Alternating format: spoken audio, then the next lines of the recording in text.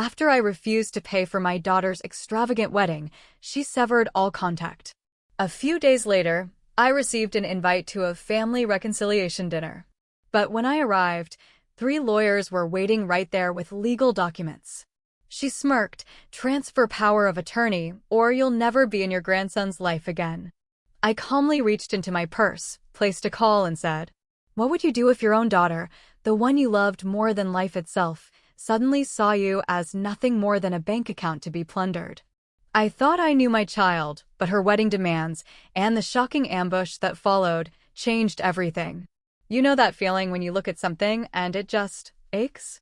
That's how I felt about the burgundy dress hanging in my closet. It was a ghost of better times, draped in memories. I'd worn it to Annie's high school graduation, then her college commencement, and later, to celebrate her first big promotion. Each time, she'd tell me how elegant I looked, how proud she was to have me as her mother. Now, as I smoothed the fabric over my 62-year-old frame, I wondered if this would be the last time I'd ever dress up for my daughter. It had been 3 weeks since our explosion of an argument about her wedding budget. $65,000. That's what Annie and her fiancé, Henry, had demanded I contribute. Not asked, mind you, demanded. As if my late husband's life insurance money, the nest egg I'd carefully preserved for my retirement, was somehow their birthright. "Mom, you're being selfish," she'd said, her voice sharp as winter wind. "You're sitting on all that money while we're trying to start our life together. Don't you want me to be happy?" I tried to explain that happiness didn't require imported Italian marble for a bathroom renovation or a destination honeymoon in the Maldives. I'd offered $15,000, a truly generous sum that would cover a beautiful local ceremony. But Annie had looked at me with such contempt, such cold calculation, I barely recognized the little girl who used to bring me dandelions and call them sunshine flowers. My heart shattered a little that day. Then, the phone call came on a Tuesday morning. I was tending my small garden behind the duplex I'd downsized to after Harold died. Annie's voice was different, softer, almost vulnerable. "Mom," she'd said, "I've been thinking about what you said. Maybe we've both been too stubborn. Could we talk over dinner? I want to work this out." My heart lifted despite myself. Perhaps the silence between us had given her time to reflect. Perhaps becoming a mother herself, she was 3 months along, barely showing, had awakened something in her. Something that understood sacrifice, understood the weight of protecting what you'd built. "I'd like that, sweetheart," I'd said, already planning what I'd cook, what I'd say to rebuild the bridge between us. "Actually," she continued, "Henry and I thought we'd take you out somewhere nice. You know, that Italian place on Meridian Street, Franco's." Franco's. That's where Harold had taken me for our 25th anniversary. Where the tables were intimate and the lighting soft enough to hide the tears I suspected we'd both shed as we found our way back to each other, so many years ago. Now, as I applied my lipstick with the steady hand of a woman who'd learned to present strength even when she felt brittle, I allowed myself a moment of hope. Maybe Annie's pregnancy had given her perspective. Maybe she'd finally realized that family meant more than extravagant weddings and social media-worthy celebrations. The drive to Franco's took me through the neighborhood where I'd raised Annie and her older brother, Michael. Past the elementary school where I'd volunteered in the library. Past the park where I'd pushed her on swings until my arms ached. Past the community center where I taught her to waltz before her first formal dance. Each landmark felt like a page in a book I wasn't sure I wanted to close. Franco's looked exactly as I remembered. Warm brick facade, window boxes overflowing with late autumn mums, the soft glow of candlelight visible through gauze curtains. I checked my watch. 6:30 exactly. Annie had always appreciated punctuality, a trait she'd inherited from her father. The hostess, a young woman with kind eyes, led me to a corner table where Annie was already seated. My daughter looked radiant in the way only pregnant women can. Her skin glowing, her dark hair falling in loose waves around her shoulders. She wore a designer dress I didn't recognize, something that probably cost more than I spent on groceries in 2 months. "Mom." She rose to embrace me. And for a moment, breathing in her familiar perfume, I felt the familiar surge of maternal love that had defined my life for 34 years. "You look beautiful, sweetheart." I meant it. Whatever our differences, whatever pain lay between us, she was still my daughter. How are you feeling? Any morning sickness? Better now. The second trimester is supposed to be easier. She touched her belly with a gesture that was both protective and possessive. Henry should be here any minute. He got held up at the office. Henry Smith. 36 years old, ambitious, charming when he wanted to be. He worked for a commercial real estate firm and had the kind of confidence that came from a life without significant setbacks. I'd tried to like him, truly tried, to see what Annie saw beyond his expensive suits and casual dismissal of anyone he deemed less successful than himself. I'm glad you called, I said, settling into my chair. I've missed you. Something flickered across her face. Was it guilt?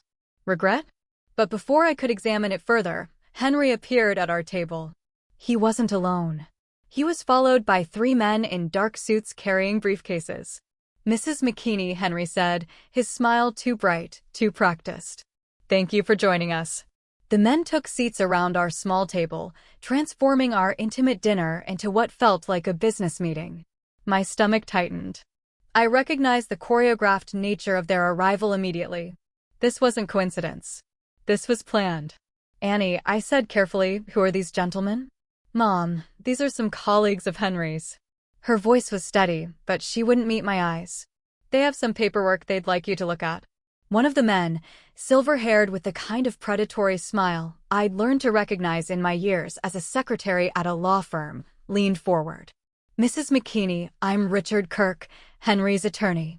We've prepared some documents that we believe will be beneficial for everyone involved. The words hung in the air like smoke. I felt the familiar tightness in my chest that I'd experienced 3 weeks ago when Annie had first made her demands. But this time, instead of anger, I felt something colder. Something that had been building in the weeks of silence. What kind of documents? I asked, though deep down. I knew this conversation would end badly. Henry cleared his throat. It's really quite simple, Mrs. McKinney. We're asking you to sign a power of attorney that would allow us to manage your financial affairs. Given your age and the fact that you're living alone now, it just makes sense to have someone younger handling your investments, your property decisions. My age. I repeated quietly. Henry, I'm 62, not 92. Of course, he said, his tone dripping with patronizing condescension. But you have to admit, these things are complex. Real estate markets, investment portfolios, it's not something you should have to worry about. I looked at Annie, pleading with my eyes. Waiting for her to speak, to explain, to show some sign that this ambush wasn't her idea. But she sat silent, her hands folded in her lap, her eyes fixed on the table. The attorney pushed a manila folder across the table. If you could just sign here and initial there, we can get everything squared away tonight. I opened the folder, though I already knew what I'd find. Power of attorney documents that would give Henry and Annie control over my bank accounts, my house, my insurance policies, everything Harold and I had worked 40 years to build. And if I don't sign? I asked, my voice steady despite the earthquake happening in my chest. Annie finally looked up. The expression in her eyes was one I'd never seen before. Cold. Calculating. Final. Then you won't see your grandson grow up, she said simply. It's your choice, Mom. But I think you should know that Henry and I have been talking to a lawyer about grandparents' rights. Apparently, they're quite limited, especially when the grandparent has shown a pattern of being difficult. The restaurant seemed to fade around me. The soft jazz music, the clink of glasses, the murmur of other diners, it all became white noise. I stared at my daughter, this woman I'd carried for 9 months, nursed through childhood illnesses, celebrated through every milestone. And I tried to understand when exactly she'd become a stranger. I see, I said quietly. I reached into my purse, past my wallet, past my reading glasses, past the small photo of Annie and Michael that I'd carried for years. My fingers found my phone, and I scrolled through my contacts until I found the number I needed. Mom? Annie's voice had a note of uncertainty now. What are you doing? I pressed the call button and waited for the familiar voice to answer. Hello, Michael? It's Mom. I need you to come to Franco's restaurant on Meridian Street. Now. Yes, I know it's late. I know you have work in the morning. Just come. I ended the call and placed the phone carefully on the table beside the manila folder. I think I said, looking directly at Annie, that before I sign anything, someone else wants to say a few words. The silence that followed stretched like a taut wire. Henry shifted in his seat, his confident facade cracking slightly around the edges. The three lawyers exchanged glances, the kind of look seasoned predators share when their prey doesn't behave as expected. "Mom," Annie said, her voice taking on that wheedling tone she'd perfected as a teenager. "There's no need to involve Michael in this. This is between us, is it?" I folded my hands in my lap, surprised by how steady they felt. "Because it seems to me that when you bring three lawyers to what you called a reconciliation dinner, you've already involved quite a few people." Richard Kirk cleared his throat. "Mrs. McKinney, perhaps we should discuss this more privately. Family matters can be emotional, can they?" I met his gaze directly. "How thoughtful of you to notice. 23 minutes. That's how long it would take Michael to drive from his apartment downtown if he hit the lights right. 23 minutes during which I had to navigate this minefield without stepping on the explosives my daughter had so carefully arranged." Henry leaned forward, his salesman's smile firmly in place. "Look, Mrs. McKinney. Annie, may I call you Annie? We're going to be family soon. You may call me Mrs. McKinney." His smile faltered for just a moment. "Of course, Mrs. McKinney. I think there's been a misunderstanding. We're not trying to take anything from you. We just want to help you manage your assets more efficiently. You know, maximize your returns, make sure you're positioned well for retirement." "I see," I said. "And how much would this help cost me?" I paused. "I'm sorry, your help managing my assets. What's your fee?" The lawyers stirred like vultures, sensing weakness. But I wasn't the one who was weak. Henry's jaw tightened almost imperceptibly. "There would be some administrative costs, naturally. But really, this is about family. About making sure Annie and the baby are secure." "The baby?" I turned to my daughter, who was studying her manicured nails with sudden intensity. "Tell me, Annie, when exactly did you start planning this evening?" "Mom, I don't know what you mean. When did you call Henry's lawyer friends? Before or after you called me about reconciliation?" She lifted her chin, and there was Harold's stubborn streak twisted into something I didn't recognize. "Does it matter?" "It matters to me." "Fine." The word came out sharp, brittle. "We've been discussing options for weeks, ever since you made it clear that you don't care about my happiness or my future." I tasted the word, found it bitter. "Is that what we're calling extortion now?" "It's not extortion." Annie's voice rose, drawing glances from nearby tables. "It's family. It's what families do for each other." "What families do," I said quietly, "is support each other without lawyers and ultimatums." One of the unnamed attorneys, younger than Kirk, with nervous energy that suggested he was new to this kind of work, leaned forward. "Mrs. McKinney, if I may, you should know that grandparents' rights in this state are quite limited. If your daughter chooses to restrict access to her child, your legal recourse would be, excuse me." The voice came from behind me, familiar and warm. Michael stood beside our table, still wearing his hospital scrubs, his dark hair mussed from what had obviously been a rush drive. At 37, my son had inherited his father's steady presence and his grandmother's sharp eyes that missed nothing.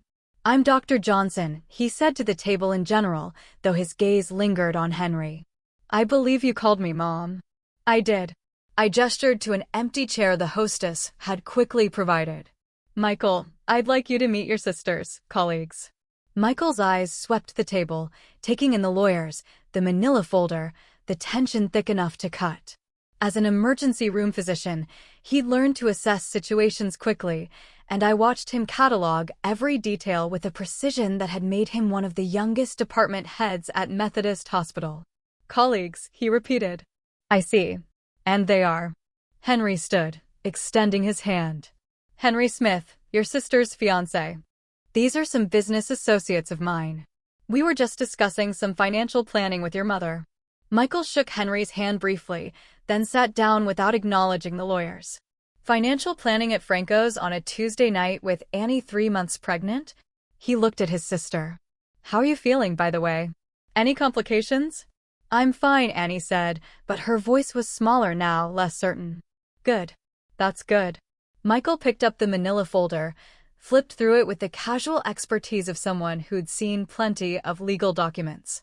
Power of attorney. Interesting. Mom, did you ask for help managing your finances? I did not. He closed the folder. Set it aside. Henry, Annie, gentlemen, would you mind giving me a moment alone with my mother? Now, wait just a minute, Henry started. But Michael's voice cut through his objection like a scalpel. I'm not asking. Something in my son's tone, the same authority he used when dealing with difficult patients or uncooperative family members in the ER, made the lawyers shift uncomfortably. Henry looked to Annie for support, but she was staring at her hands again. We'll be right over there, Richard Kirk said, gesturing toward the bar area. Mrs. McKinney, please don't make any hasty decisions. After they'd moved away, Michael leaned forward, lowering his voice. Mom, talk to me. What's really going on here? For the first time that evening, I felt tears threaten. Not tears of sadness, but of relief, of recognition, of knowing that at least one of my children still saw me as a person, rather than a resource to be managed. They want me to sign over power of attorney, I said. Annie says if I don't, I won't see my grandchild. Michael was quiet for a long moment, his fingers drumming against the table in a rhythm I remembered from his childhood. Something he did when he was thinking hard, working through a complex problem. How much did they ask you for originally for the wedding? $65,000. He whistled low. And you offered? $15,000. Which is generous. More than generous. He glanced toward the bar where Henry was gesticulating to the lawyers, probably explaining why this family meeting wasn't going according to plan. Mom, I need to ask you something, and I need you to be completely honest with me. Are you having any problems? Memory issues, confusion, anything that might make them think you need help managing your affairs. I almost laughed, except nothing about this situation was funny. Michael, last month I balanced my checkbook to the penny, renegotiated my car insurance to save $200 a year, and caught an error in my property tax assessment that saved me $800. Does that sound like someone who needs financial management? No, it doesn't. His jaw tightened in a way that reminded me of Harold when he was truly angry. Not the quick flash of irritation, but the deep, cold fury that came from witnessing genuine injustice. It sounds like someone who taught her son how to manage money so well that he graduated medical school with minimal debt. You worked for that. I worked for it because you taught me the value of work. You showed me how to sacrifice for what matters. He looked toward Annie, who was watching us from across the restaurant with an expression I couldn't read. What happened to her mom? When did she become this person? It was the question I'd been asking myself for months, maybe years. When had my daughter's ambition curdled into entitlement? When had her dreams become demands? When had her love become conditional on what I could provide, rather than who I was? I don't know, I admitted. Maybe I protected her too much. Maybe I made things too easy. Or maybe Henry happened to her. I followed his gaze to where my daughter's fiancé was now on his phone, his voice animated, his free hand cutting through the air in sharp gestures. Even from across the room, I could see the calculation in his posture. The way he positioned himself to command attention. You think he's behind this? I think he's a man who sees an opportunity. Michael reached across the table, covered my hand with his.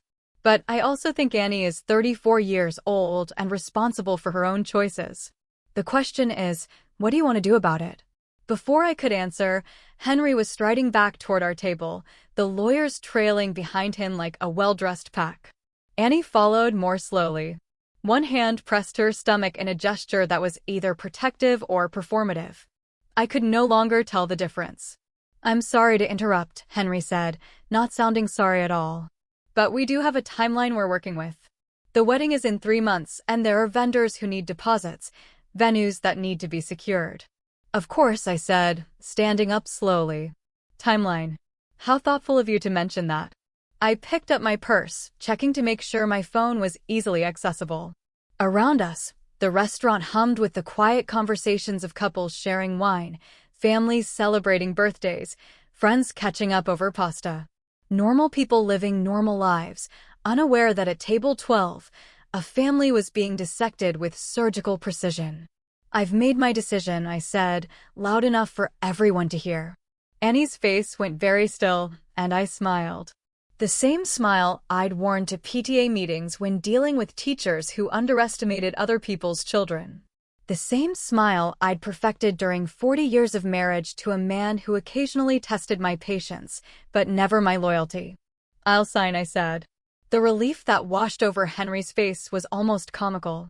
Richard Kirk actually smiled. Even Annie seemed to relax, her shoulders dropping slightly. But first, I continued, reaching for my phone. "There is someone else who wants to say a few words." I scrolled through my contacts until I found the number I'd added just 2 weeks ago.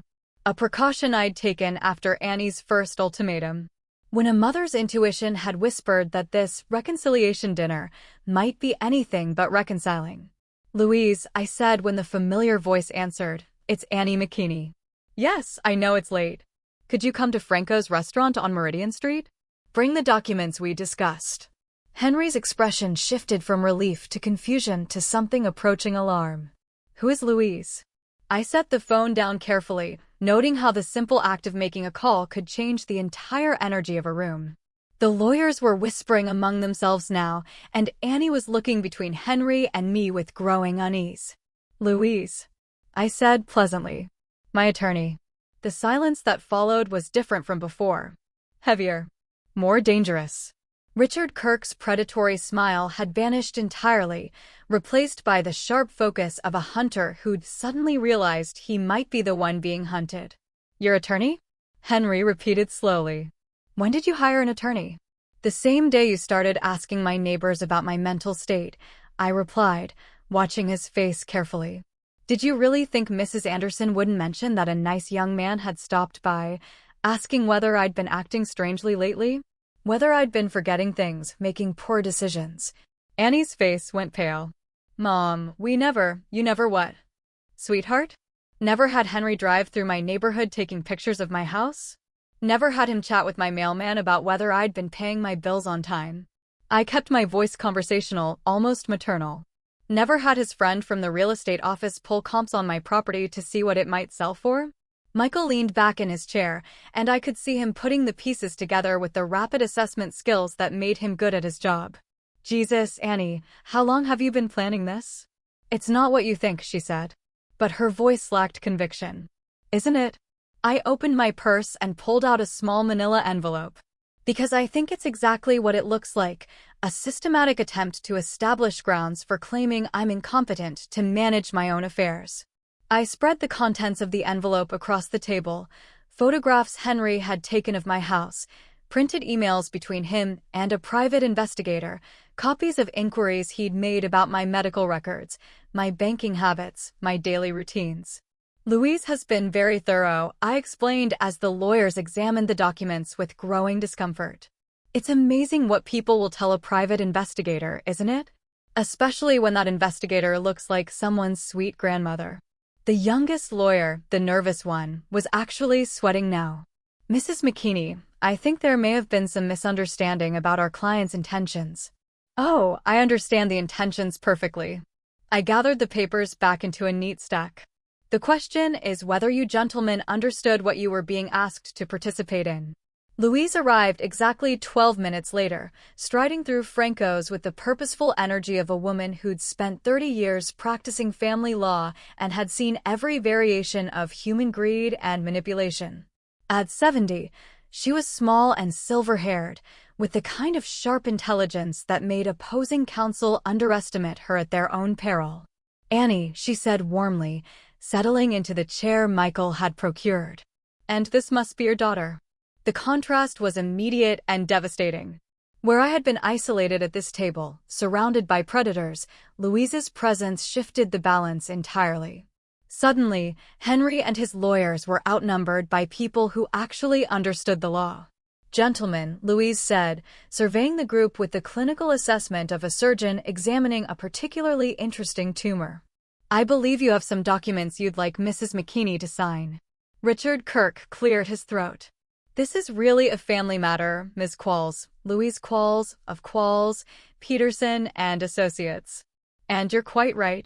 This is a family matter, which is why I'm here, to ensure that Mrs. McKinney's family relationships aren't being exploited for financial gain." She opened her own briefcase, removing a folder. Now, before we discuss any power of attorney arrangements, I think you should see what Mrs. McKinney has already put in place. The papers she spread across the table were pristine, official, bearing the seal of the county courthouse. As Henry leaned forward to read them, I watched his face change from confusion to understanding to something approaching panic. An irrevocable trust, Louise explained conversationally. Established 2 weeks ago. Mrs. McKinney's assets, her house, her investment accounts, her life insurance policies, have all been transferred to the Annie McKinney Family Trust. That's, Henry started, then stopped. His legal knowledge apparently insufficient for the situation he found himself in. That's what, dear?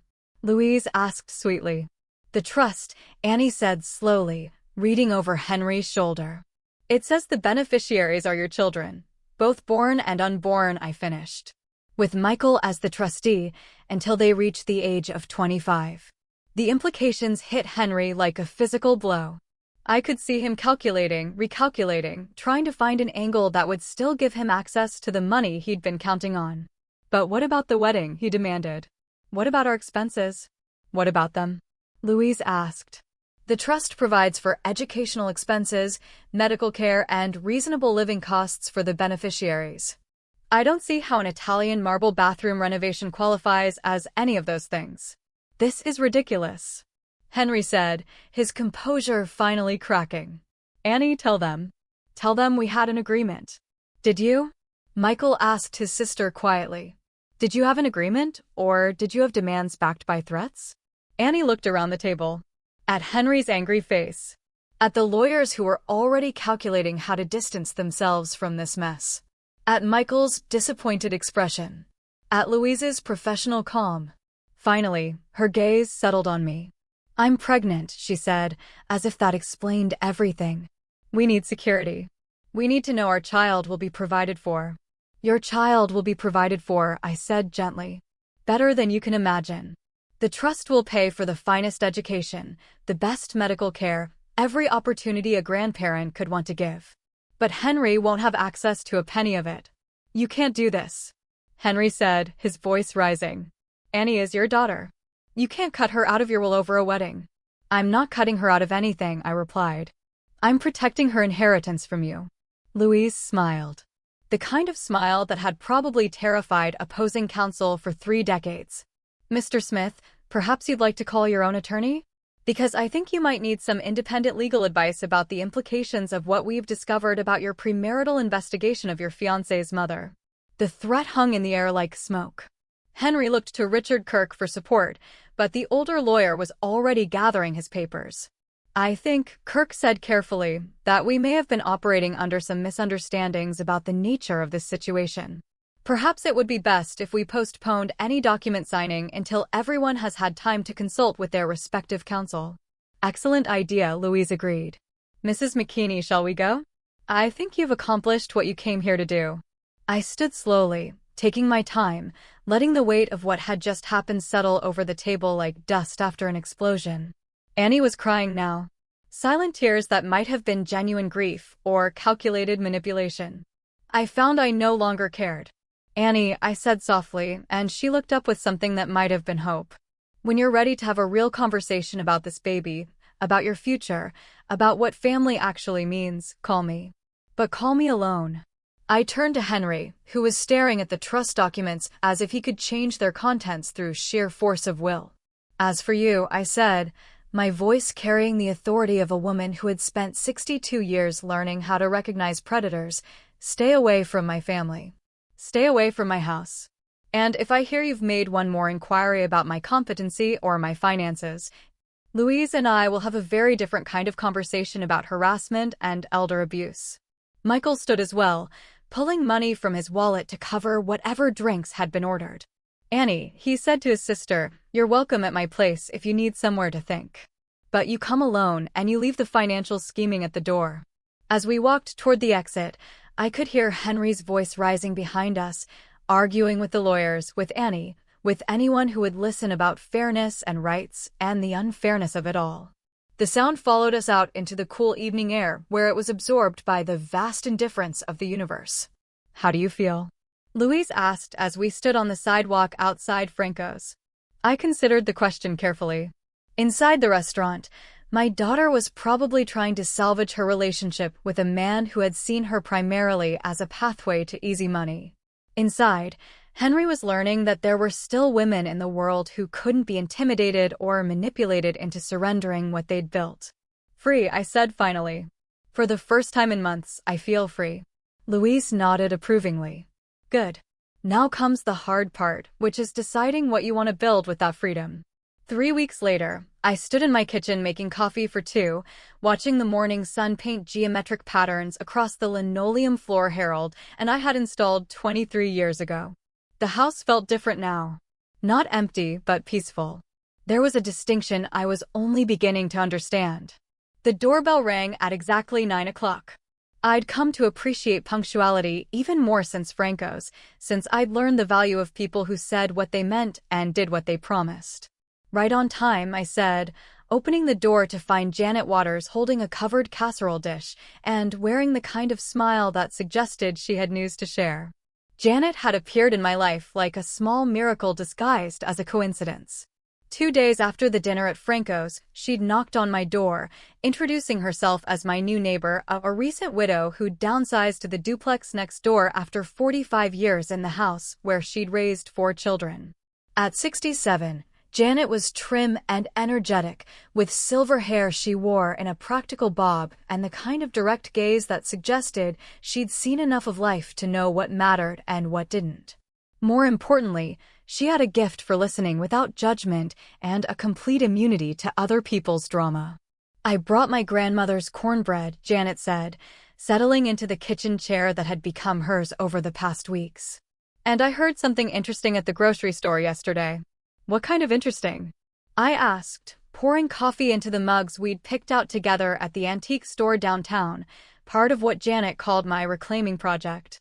"Henry Smith was at the bank yesterday," she said, accepting her mug with the satisfied expression of someone who enjoyed a good story. "Apparently, he was quite upset about some accounts being frozen." I sat down across from her, noting how natural this felt, having someone to share coffee with, someone who understood that gossip could be a form of justice when it exposed the right truths to the right people. "Frozen accounts. Seems his business partner discovered some irregularities in their escrow account. Something about client deposits being used for personal expenses." Janet's eyes sparkled with a particular pleasure that came from watching karma work with efficient precision. "Word is he might be facing some professional difficulties."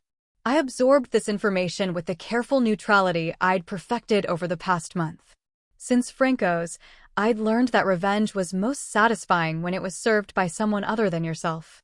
When the universe simply adjusted itself to reflect the natural consequences of poor choices. "And Annie?" I asked, though I wasn't sure I wanted to hear the answer. "Shopping for wedding dresses at the outlets in Greenville. Apparently, the Italian marble bathroom renovation has been postponed indefinitely." We sat in comfortable silence for a moment, drinking our coffee and listening to the sounds of our neighborhood coming alive.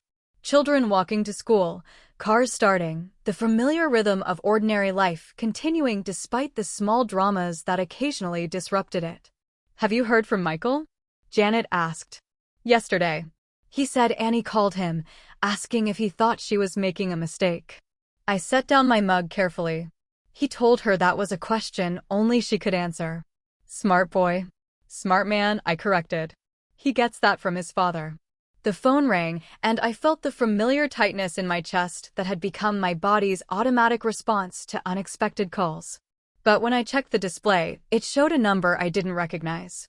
A local area code, but not one in my contacts. "Mrs. McKinney." The voice was young, female, nervous. "This is Diana Reed from the Meridian Community Center. I hope I'm not calling too early." "Not at all. How can I help you?" "Well, this might sound strange, but we heard about your situation from Louise Qualls. She mentioned that you might be interested in some volunteer opportunities." I looked at Janet, who was listening with the polite attention of someone who'd learned that other people's phone calls often contained interesting information. "What kind of opportunities?" We have a program for seniors who are dealing with financial exploitation. People whose families or caregivers are trying to take advantage of them. Louise thought you might be uniquely qualified to help. The irony wasn't lost on me that my own family crisis might become the foundation for helping others navigate similar treacheries. But there was something appealing about the idea. Something that felt like turning poison into medicine. Tell me more, I said. For the next 20 minutes, Diana explained the program. Seniors helping seniors, sharing strategies for recognizing manipulation, resources for legal protection, emotional support for those who'd been betrayed by the people they trusted most. It was part support group, part advocacy organization, part early warning system for a community that was increasingly targeted by sophisticated scammers, both professional and familial. We meet Tuesday evenings at 7, Diana concluded. Very informal. Coffee and conversation mostly, but we've helped quite a few people avoid situations like what Louise described. I'll think about it, I said, though I was already thinking about it. Already imagining myself in a room full of people who understood the particular pain of being seen as a resource rather than a person. After I hung up, Janet was looking at me with the expression of someone who'd recognized something significant. You're going to do it, she said. It wasn't a question. Probably good. You need something that's yours. Something that has nothing to do with being anyone's mother or grandmother or potential victim. It was exactly the right thing to say, delivered with the matter-of-fact wisdom that had made Janet such an unexpected gift in my life. She understood transformation not as a dramatic reinvention, but as a gradual reclaiming of space that had always belonged to you. The afternoon brought another call. This one from Michael. Mom, I wanted to give you a heads up. Annie's been asking questions about the trust, specifically about whether there are any ways to modify it. And I told her that irrevocable means irrevocable, but she seems to think there might be loopholes. She mentioned something about undue influence, about Louise pressuring you into decisions you might not have made otherwise. I felt a familiar stirring of anger, but it was different now. Cleaner. More focused. Not the helpless rage of someone being attacked, but the purposeful irritation of someone whose boundaries were being tested. Let me guess, I said. Henry's idea, probably. But Mom, she's the one making the calls. She's the one who chose to pursue this. I know. And I did know, finally and completely. Annie was an adult who'd made adult choices, and those choices had consequences that extended beyond wedding budgets and bathroom renovations. There's something else, Michael said carefully. She asked if I thought you'd change your mind if she ended the engagement. What did you tell her? I told her that decisions motivated by money rarely lead to happiness, but that her relationship with Henry wasn't really my business. He paused. I also told her that if she wanted to repair things with you, it would have to start with an honest conversation about what she'd done and why she'd done it. And she hung up on me. I absorbed this information with the same calm acceptance I'd brought to every revelation of the past month. Each piece of evidence that Annie had chosen Henry, chosen money, chosen manipulation over family, simply confirmed what I already knew, that my daughter had become someone I didn't recognize, and that protecting myself from her choices was not cruelty, but necessity. Michael, I said, I want you to know that whatever happens with Annie, it doesn't change anything between us. You're a good man and a good son, and I'm proud of the life you've built. Mom, his voice was thick with emotion. I keep thinking I should be able to fix this somehow. Mediate. Find some middle ground. Some things can't be fixed, sweetheart. Some things can only be accepted. After we hung up, I walked through my house slowly, looking at it with new eyes. The living room where Annie had played with dolls and later brought boyfriends for my approval. The kitchen where I'd taught her to make pie crust and where she'd later announced her engagement to Henry. The hallway lined with family photos that suddenly seemed like documentation of a story that had ended. But endings, I was learning, were also beginnings. Tomorrow, I would call Diana Reed and volunteer for the community center program. Next week, Janet and I were driving to Nashville to visit the museum she'd wanted to see since her husband died. Next month, Louise and I were meeting to discuss starting a financial literacy program for women my age who'd never managed money independently. The future stretched ahead of me like an uncharted road, and for the first time in years, I was genuinely curious about where it might lead.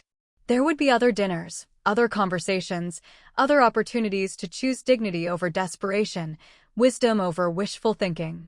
The burgundy dress still hung in my closet, but I was already imagining other clothes, other occasions, other versions of myself I had yet to discover. The woman who'd walked into Franco's 3 weeks ago had been someone's victim. The woman who'd walked out was something much more dangerous to people like Henry Smith. She was someone who could not be moved.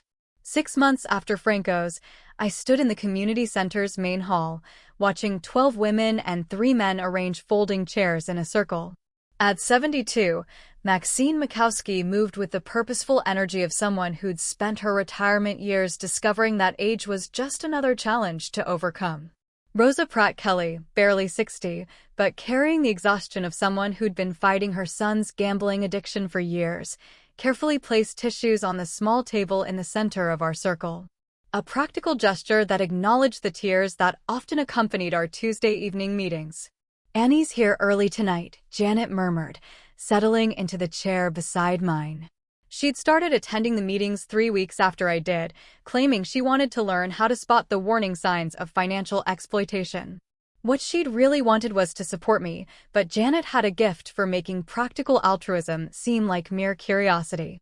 I followed her gaze to where a new woman sat uncertainly near the door, clutching a purse like a shield. She was perhaps 55, well-dressed in the careful way of someone who'd once had money and was now learning to dress on a budget. Her hair was perfectly styled, but I could see the telltale signs of stress in the way she held her shoulders, the slight tremor in her hands. "First time," I said, recognizing the particular brand of shell-shocked dignity that accompanied people to their first meeting. "I'll talk to her after." The past 6 months had taught me that there were as many ways to be financially exploited as there were families willing to rationalize theft as love. I'd heard stories that made Annie's demands seem almost quaint. Children who'd forged their parents' signatures on reverse mortgages, grandchildren who'd used their grandparents' credit cards to fund drug habits, spouses who'd systematically emptied joint accounts while their partners struggled with illness. But I'd also witnessed recoveries that proved the human capacity for rebuilding was far stronger than the capacity for destruction. Louise had become something of a legend in our group, having helped 17 people establish protective trusts, prosecute 2 cases of elder abuse, and recover nearly $200,000 in stolen assets. "Good evening, everyone," I said, calling the meeting to order with the natural authority I'd discovered in myself over the past months. "For our newcomers, I'm Annie McKinney, and this is our weekly gathering for people who've experienced financial exploitation by family members." The words still carried a sting, but it was the clean pain of a healing wound rather than the infected agony of a fresh betrayal.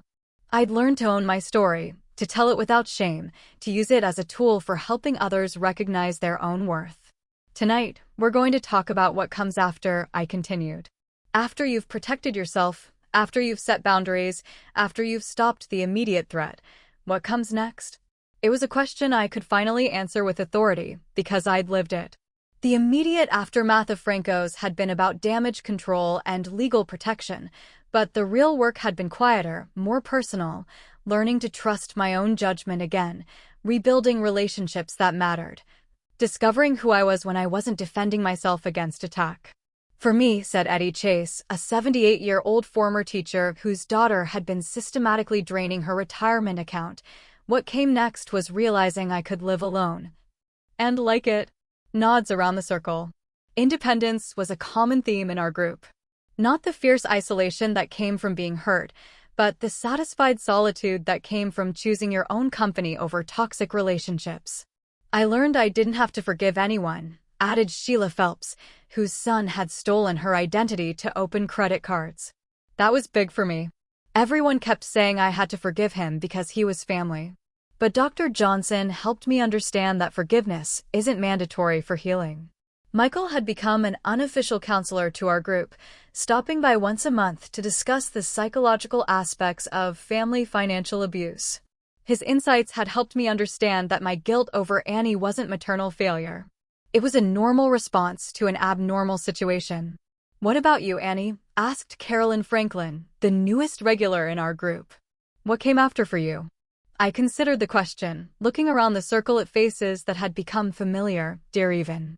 These people had seen me cry, rage, doubt myself, and gradually find my footing again. They'd earned an honest answer. "Purpose," I said finally. For 40 years, my purpose was being a wife and mother. After Harold died, I thought my purpose was protecting what we'd built so I could pass it on to my children.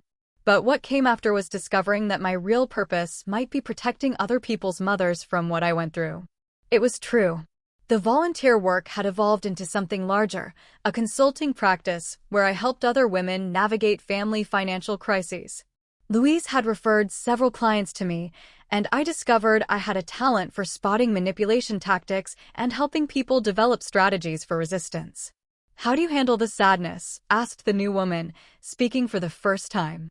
Her voice was soft, cultured, carrying the particular sadness of someone whose worldview had been fundamentally altered.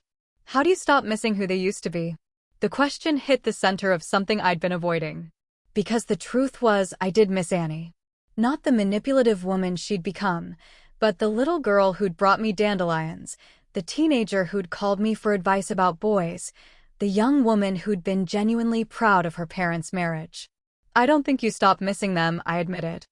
"I think you learned to mourn them while protecting yourself from them. It's possible to grieve someone who's still alive." The meeting continued for another hour, covering practical matters, new legal resources, upcoming workshops, success stories from former members who'd reclaimed their lives. But that question about missing them lingered, following me home to the duplex where Janet was waiting with leftover soup and the latest update on her own complicated family dynamics.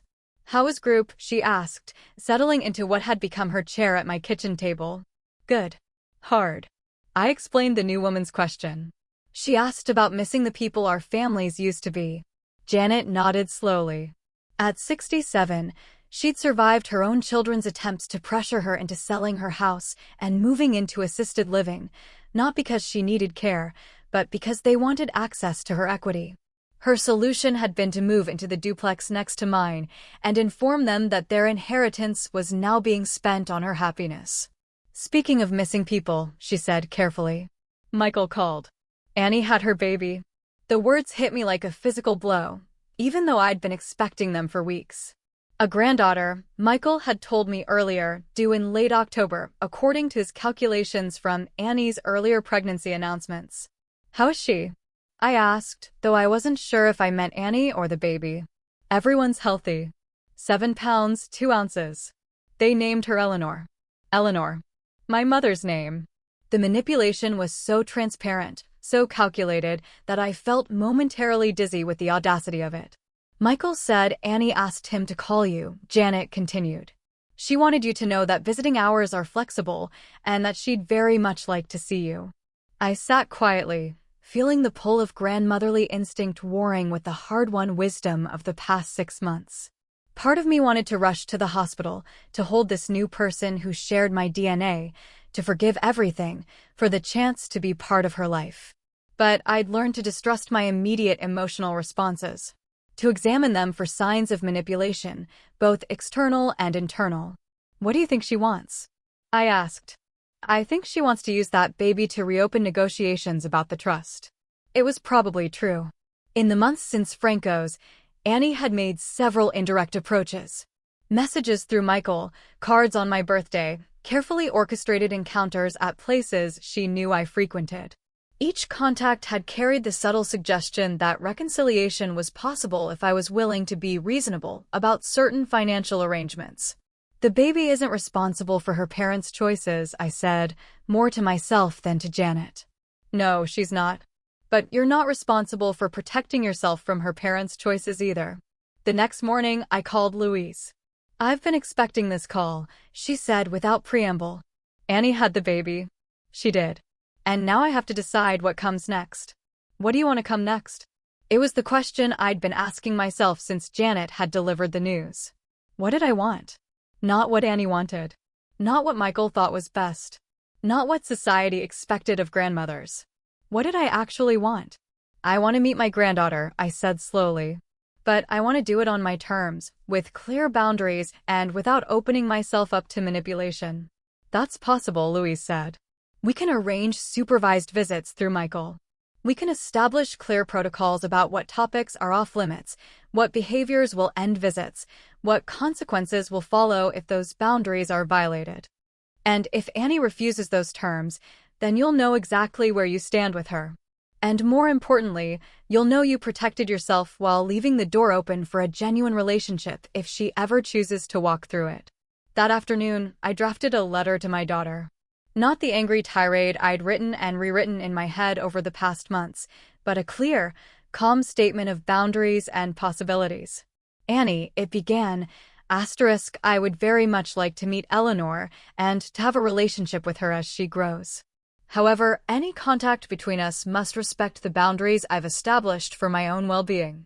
I am willing to visit with Eleanor in Michael's presence for limited periods, with the understanding that any attempt to discuss the trust, my financial decisions, or past grievances will end the visit immediately. If you can accept these terms, please have Michael arrange our first meeting. If you cannot, I hope you'll reconsider when you're ready to prioritize Eleanor's relationship with her grandmother over your relationship with my money. I will always love the daughter you were.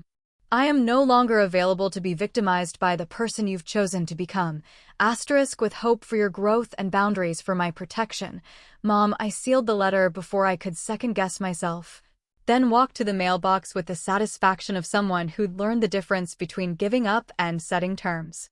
The future was still unwritten, but I would write it on my own terms, with my own pen, in my own voice. And if my granddaughter wanted to be part of that story, she would be welcomed with love, wisdom, and the fierce protection of a grandmother who'd learned that the greatest gift you can give a child is the example of a woman who cannot be moved. This journey has been one of the hardest of my life, but I wouldn't change the lessons I learned. Now I'm curious to hear from you. Have you ever had to draw a hard line with family, even when it broke your heart? Or maybe you've been in Annie's shoes and realized your mistake later.